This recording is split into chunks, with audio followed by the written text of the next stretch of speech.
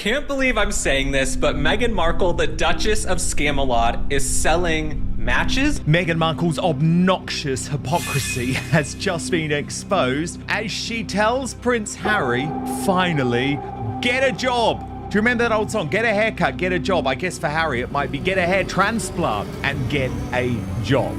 I'm almost speechless. Oh man, it's so funny, Dan. It's so funny. On May 28th, 3 short words popped up on the brand's social media page: arriving tomorrow. At first, it looked like a basic teaser, just a small clue about what might be coming next. But the very next morning, the mystery was finally revealed. A box of matches. Yes, matches became the newest product connected to Meghan's lifestyle brand as ever. She's selling matchsticks. Okay, she's not doing a clothing line. She's not doing homeware. She is going to sell matches. Apparently these are luxury. That's when the conversation really started heating up. The matches were promoted as the perfect way to light the brand's candles. However, some customers had already shared claims online that their candles arrived without usable wicks. Those comments quickly grabbed attention and sparked plenty of discussion across social media. The situation left many people scratching their heads.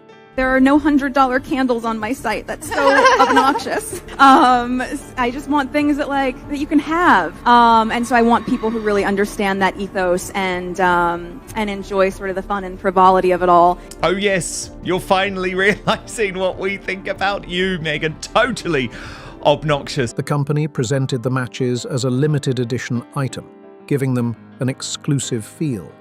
But online critics were quick to point out that matches are usually seen as an everyday product, not exactly something most people would consider a luxury purchase.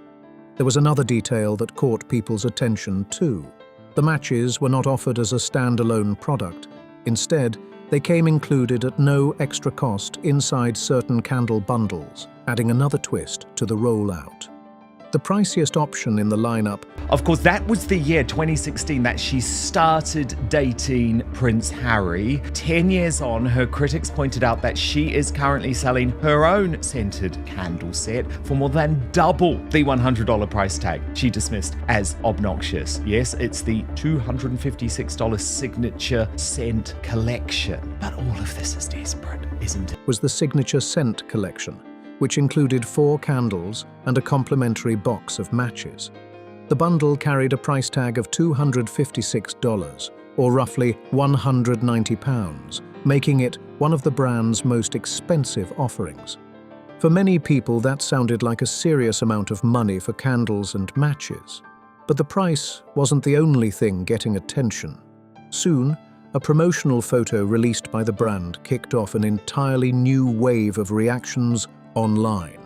I received a Meghan Markle wickless candle, and so I have to ask, what am I supposed to light? What am I going to light because I have no wick? Okay, kind of like Prince Harry these days, the wick is missing. I have no wick, I'm wickless, and she's witless. This wasn't a random picture snapped at the last minute. It was an image that had been carefully chosen, approved, and shared by the company itself.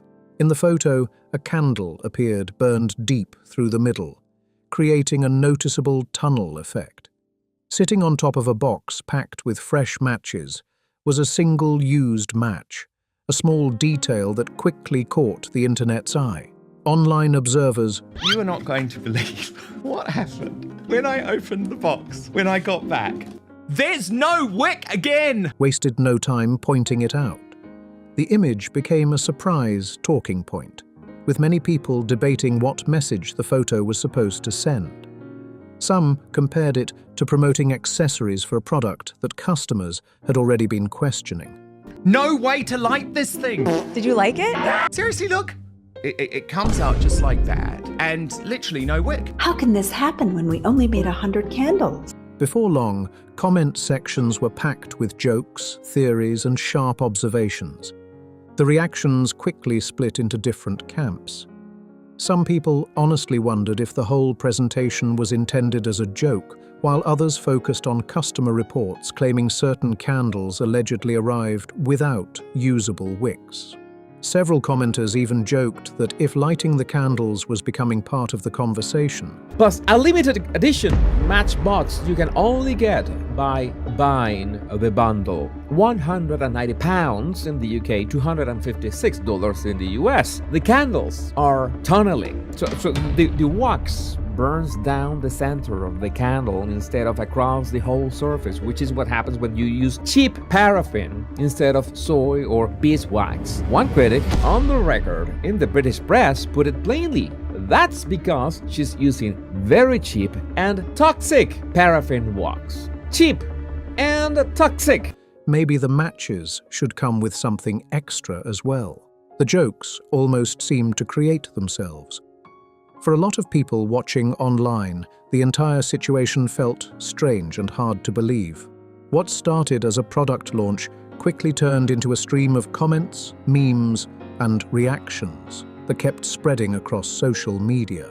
The wax has been described publicly as cheap and toxic. The candles are also tunneling, which means the wax burns straight down the middle like a sad little whale or Harry's soul, instead of melting evenly across the top. So anyone who has ever bought a $15 candle from Target knows that's the sign of a bad pour. Many observers pointed out the contrast. Here was someone who had previously been connected to major headlines, big media ventures, high-profile business deals, and worldwide attention. Yet now, a large part of the online conversation was centered around candles, matches, and customer complaints that had become a hot topic across the internet. To be fair, though, no brand should be judged entirely by a single reported issue. Imagine Meghan Markle. She comes running downstairs in the Montecito mansion in her jean booty shorts, and she goes, Harry, I've got a brilliant idea how we're gonna get rich. I'm going to sell matches. I am going to sell matchsticks. And then she runs off through the house, and Harry sits there and he goes, I must be really bloody high. Or did my wife just tell me she's selling matchsticks? One product problem does not automatically represent an entire company or its overall quality. However, the discussion did not end there. Another well-known reviewer also claimed that he received a candle without a wick, adding even more attention to the growing debate. So then Prince Harry, he goes over to the phone. Prince Harry, he picks up the phone. Bling, bling, bling. William, I've made a terrible mistake, my brother. She is selling matches. I'm coming home. Even so, there was one important detail that many people felt needed to be considered. According to reports, that reviewer's candle was purchased through a third-party seller, who stated that the candle had a wick when it originally left their possession. Because of that detail, there is still some uncertainty surrounding the claim.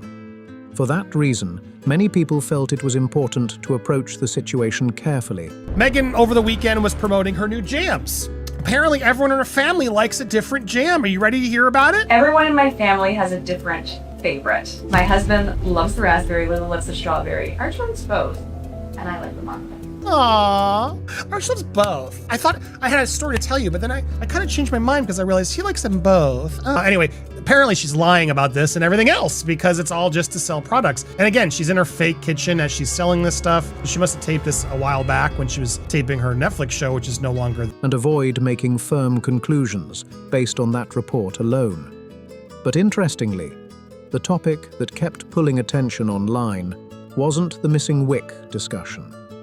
Instead, it was something else entirely, the candle's burn pattern. I don't want this to just be me. I want this to be a community much greater than that. So beyond bringing on writers or other people who want to share great content and who understand the voice of the site, which is like talking to a girlfriend and conversational and inspiring, I've always sort of crafted it like aspirational girl next door. Like, you can aspire for it, but you could totally attain it too. The issue many commenters focused on was what candle enthusiasts call tunneling. That happens when a candle burns mostly down the center, creating a deep hole while leaving thick layers of unused wax around the edges of the container. Now, what I find so ridiculous about this woman was British royalty. Okay, British royalty, and now she's selling little pieces of wood that you use to light candles. Think about it. She is selling little tiny pieces of wood and trying to turn a buck, trying to make a quick profit. I mean, the Kardashians wouldn't even sell matches. In the promotional image, some observers believed they could see signs of that effect, which quickly became a major talking point. People familiar with candle production often point to a few common causes for tunneling. In some cases, the wick may be too small for the size of the jar. In others, the wax blend or overall design may not allow the candle to burn evenly.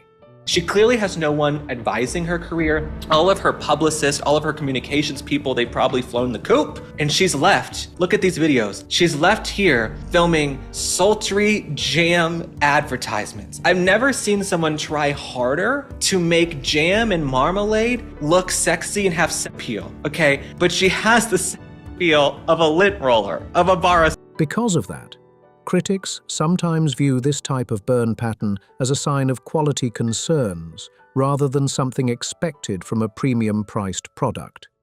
That's why the discussion kept growing online. Customers generally expect a polished experience when paying luxury-level prices for a carefully marketed lifestyle item. Some commenters even began speculating about the wax itself. Privilege that comes with being a member of the monarchy, but as a result, they give up their life in return for public good. So Harry knows nothing about money. And Meghan has put him, Brittany, on this sort of emotional roller coaster, which is like, one moment she's saying, no, it hasn't worked. The commercial stuff hasn't worked, so don't worry. You go back to the charity stuff. And then that hasn't worked. And so now she's putting the pressure on again. I mean, he doesn't understand money, Brittany. He has never understood money. She should have known that. However, that's where it becomes important to separate personal opinions, assumptions, and online theories from confirmed facts. Because the brand has not publicly shared a detailed ingredient list, many of the claims being made online remain unverified speculation. Without official information, those theories cannot be independently confirmed and should be treated as opinions rather than established facts. I was shocked, Dan. Like, when I first initially saw this post on X about it, I was like, no, there's just no way, because there's so much misinformation out there about Harry and Meghan in some ways. But then I was actually putting the numbers in, and you're getting stock counts. And I'm like, you should never, ever see that on a website. And in case, unless they have like 1 or 2 left, they will let you know that. But to have potentially 37,000 fruit spirits sitting out there is astronomically. Even so, the online reaction became difficult to miss.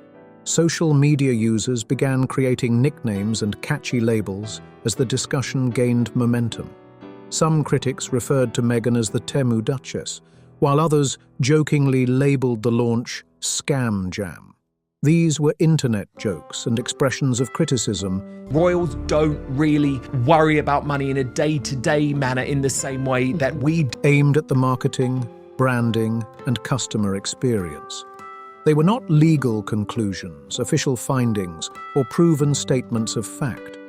For many observers, those comments simply reflected growing frustration among people who felt disappointed by the rollout.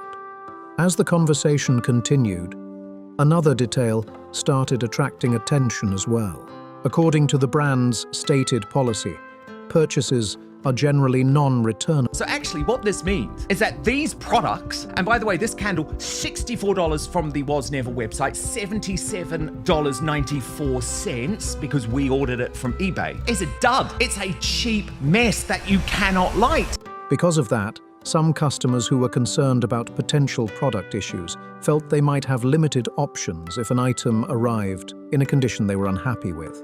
Critics argued that when a bundle costs around £190, expectations naturally rise.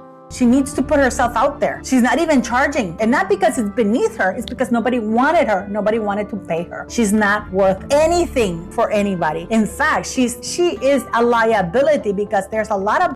They also pointed out that reports and discussions about product quality were already circulating online, which only added more attention to the debate surrounding the launch.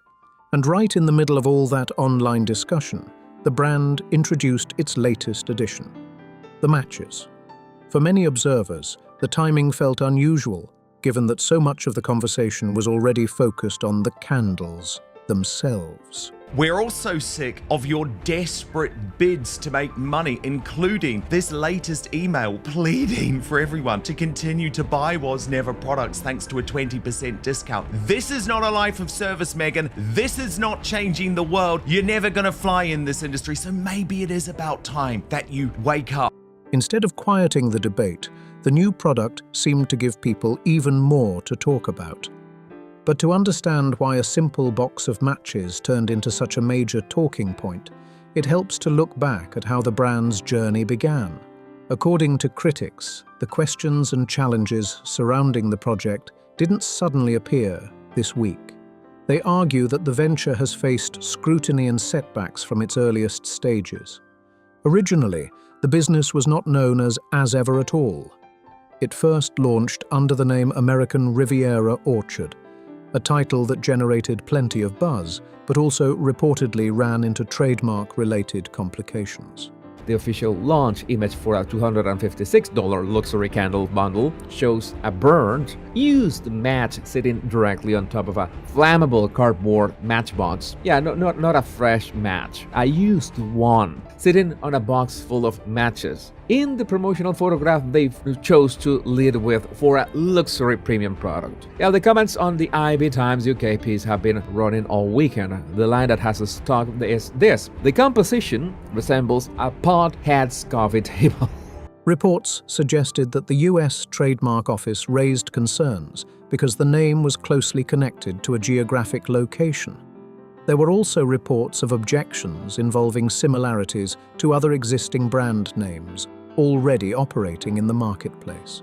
As a result, the original branding strategy reportedly encountered significant hurdles before it could fully gain momentum. Have no sympathy. Yes, she should give up. She should give up because she sold the world a pup. None of us buy in to what she is selling. And also she's just really goddamn terrible at it. Eventually, the company chose a different path and moved forward with a new identity, setting the stage for the next chapter of the brand's story. Out went American Riviera Orchard, and in came As Ever, a shorter, cleaner name that appeared to avoid many of the trademark issues that had surrounded the original branding effort. With the new name in place, the company moved ahead with its first major product launch, Jam. So Meghan Markle, she is selling basic matchboxes for approximately $222. You do get some of these candles though, so they come in a big candle set behind the candelabra, okay? She's marketing them as a limited edition item, and these are her candles that are inspired by her children. You know, she's using her kids' royal titles to sell these candles. More specifically, strawberry jam packaged in limited edition jars and reportedly sent to around 50 carefully selected influencers, celebrities, and other high-profile contacts. The strategy seemed obvious. The goal was to build excitement, generate headlines, and get people talking about the brand from the very beginning. And we know that what Meghan's doing is not out of love, it's not out of some type of desire to create a community, it is out of financial need. As Harry, Meghan's spare put it, when you have to roll out a full promotional campaign for your newest product, and that product is a box of matches, you've officially reached the bottom of the barrel. Not perfume, not skincare, not fashion, matches. Like many modern product launches, the idea appeared to rely on social media, visibility, and influencer attention to create momentum. The expectation, at least from the outside, looked fairly simple. Send exclusive jars to a carefully chosen group of well-known figures, fill social media feeds with polished photos, and create the kind of hype that would have people eager to get their hands on a jar of their own. Are you serious? Is that the thing? There's no wick. I've had 2 people tell me that there was no wick when they ordered a candle. There's literally no wick. Are you kidding? I have an empty wick list. How do I light it? I literally just noticed that. I just pulled it out. There is a hole in my... However, according to many online observers, things did not unfold quite that way. Instead of a flood of promotional posts, some people felt the reaction seemed surprisingly quiet. In fact, many commenters pointed out that a large number of the gifted jars never appeared publicly online, leading to even more speculation and discussion about the launch. There were very few photos, very few endorsements, and not much visible excitement from some of the high-profile people who reportedly received the jars. But here it is, the new scented candle, which we have also on her website, $5.19, because, you know, it's the day they got married, May 19th. Our signature scent, modern and elegant, love at first light. I see what she did there.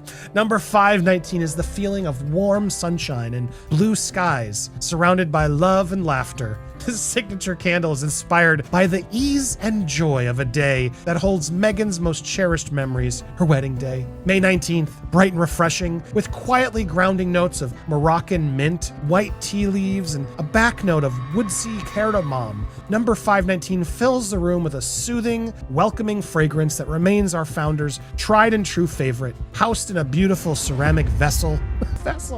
For a launch designed to create buzz, many online observers expected to see a lot more activity across social media platforms. Some commenters even joked that the jars may have quietly ended up sitting in celebrity kitchens, tucked away behind everyday groceries and forgotten over time. While that was obviously speculation, the lack of public posts became a noticeable talking point. She's selling this candle on the website. She's peddling a massive lie at the center of her latest as ever launch, unveiling a $64 scented candle inspired by her wedding to Prince Harry. Even though she always complained, apparently reports say, she complained about the St. George Chapels smelling musty ahead of the ceremony. Apparently, she wanted to spray air freshener all around venue before the guests arrived. So is this a candle that just reminds her of the scent of that air freshener or of the actual musty St. George? For critics, the rollout looked like it lost momentum far faster than expected.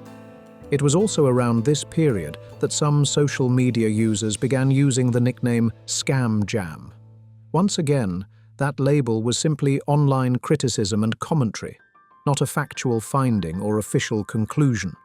Even so, the phrase spread quickly among skeptical observers and became part of the broader conversation surrounding the brand.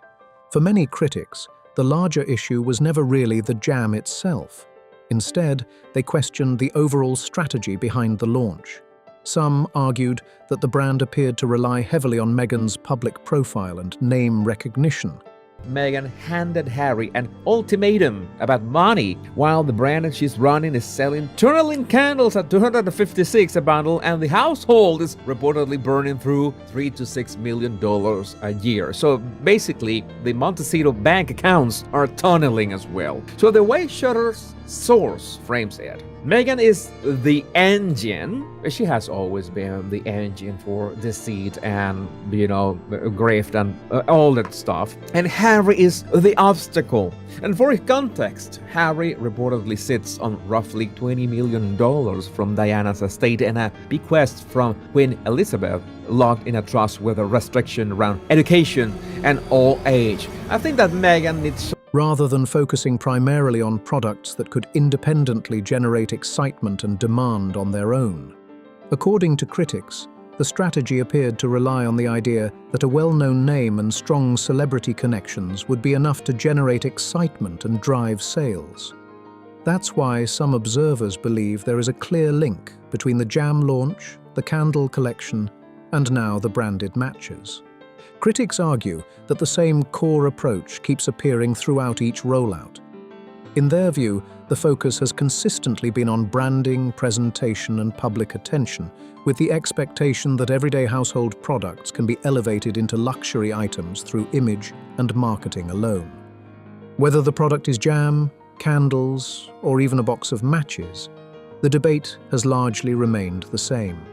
Supporters and critics continue to view the strategy very differently, which has kept the conversation active across social media and online forums. By the time people were discussing reports about candles allegedly arriving without usable wicks and the release of branded matchboxes, many online commentators felt they had seen similar discussions before. Netflix tied a lot of the money that they gave Harry and Meghan into the As Ever stock. Netflix said, okay, we're going to give you the money that's part of this lump deal, but a good chunk of it is going to go into developing your inventory. Well, Netflix did that. Now Meghan's stuck with the inventory that can't move, which means all their money that they were supposed to give for Netflix, or at least a good chunk of it, is tied up in her terrible products. And she is not good at marketing. She is not good at figuring out what actual consumers want. And so she's constantly stuck in this endless loop of failure. And she has no one to blame here but herself. At this point, I mean, As Ever, it looks like it's pretty much dead already. To those observers, it didn't seem like an entirely new controversy. Instead, they viewed it as the latest chapter in a much longer conversation surrounding the brand and its public image. And that's where the story takes another interesting turn. To understand why some critics have been so focused on the brand's current pricing, it helps to look back nearly a decade. In 2016, Meghan appeared at a conference in Atlanta while promoting her lifestyle blog. During that appearance, she reportedly made a comment that has since resurfaced in online discussions. "There are no $100 candles on my site. That's so obnoxious." At the time, the image she projected seemed quite different from what critics say they see today. Much of the focus was on products that appeared more accessible and within reach for everyday consumers. The message centered on stylish purchases that felt realistic rather than highly exclusive luxury items. That approach connected with many people because it stood apart from the premium-priced products often associated with celebrity lifestyle brands. Supporters viewed it as relatable, while critics now point back to those comments when discussing the current product lineup. And that brings the conversation back to one particular word: obnoxious.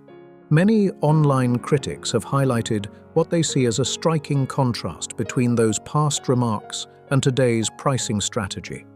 The comparison became even more noticeable when people looked at the current signature scent collection, which sells for $256. So then Prince Harry, he goes over to the phone. Prince Harry, he picks up the phone. "William, I've made a terrible mistake, my brother. I'm coming home." And then William has to inform him that they've given his room away to Camilla to put her clothes and her tiaras and her heels in there. So then Prince Harry, he packs everything in a bag. Prince Harry throws everything in a bag, and then he goes down the driveway of the Montecito mansion to get in a taxi cab, and he looks back dramatically like they do in the movies. And then he gets in the car and he flies back to London Heathrow. And then when he lands in London, he remembers he left two important things at the mansion: Archie and Lilibet. The end. For some observers, the gap between the earlier comments and the present-day pricing has become one of the most talked-about aspects of the brand's story, fueling even more debate across social media and online discussions.